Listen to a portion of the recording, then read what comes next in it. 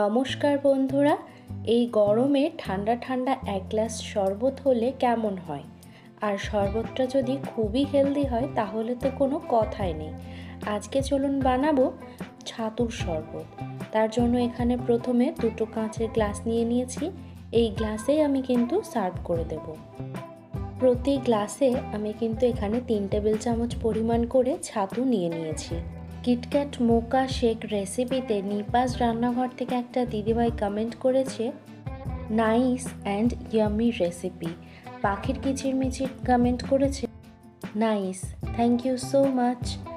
এবারে ছাতু দেওয়ার পর এর মধ্যে আমি দিয়ে দিচ্ছি 2 টেবিল চামচ করে গুঁড়ো করা চিনি। এখানে গুঁড়ো চিনিটা দিলে খুব তাড়াতাড়ি মেল্ট হয়ে যাবে। এবারে এর মধ্যে দিয়ে দিচ্ছি 1/4 চা চামচ করে বিট নুন। প্রত্যেক গ্লাসে পাতিলেবুর রস দেব 1 টেবিল চামচের মতন, যাতে করে টকটাও কিন্তু মুখে পড়ে।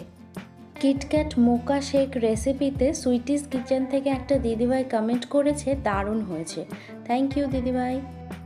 এবারে দিয়ে দেব এর মধ্যে পর্যাপ্ত পরিমাণে ঠান্ডা জল। এখানে আপনারা চাইলে কিন্তু নর্মাল জলের সাথে আইস কিউবও ব্যবহার করতে পারেন। এবারে খুব ভালো করে গুলিয়ে নেব, তাহলেই কিন্তু রেডি হয়ে যাবে আমাদের আজকের রেসিপি। খুবই সুন্দর আর হেলদি একটা ড্রিঙ্ক, ছাতুর শরবত। আর এই ছাতুর শরবতটা খেলে কিন্তু বেশ খানিকক্ষণ পেটটাও ভরা থাকে। আর হ্যাঁ, এখানে যদি আপনারা চিনিটাকে অ্যাভয়েড করতে চান তাহলে অবশ্যই একটু মধু দিয়ে নিতে পারেন। একটু লেবুর স্লাইস দিয়ে সাজিয়ে নিলাম। স্ক্র্যাম্বলড এগ স্যান্ডউইচ রেসিপিতে বেনুপুর বিডি শর্ট থেকে একটা দাদাভাই কমেন্ট করেছে, wonderful recipe, thank you so much দাদাভাই, এইভাবেই পাশে থাকবেন। তো আজকের রেসিপিটা কেমন লাগলো অবশ্যই কিন্তু কমেন্ট করে জানাতে ভুলবেন না। আর আমার চ্যানেলে যদি নতুন হয়ে থাকেন অবশ্যই সাবস্ক্রাইব করে নেওয়ার অনুরোধ রইল। Thank you.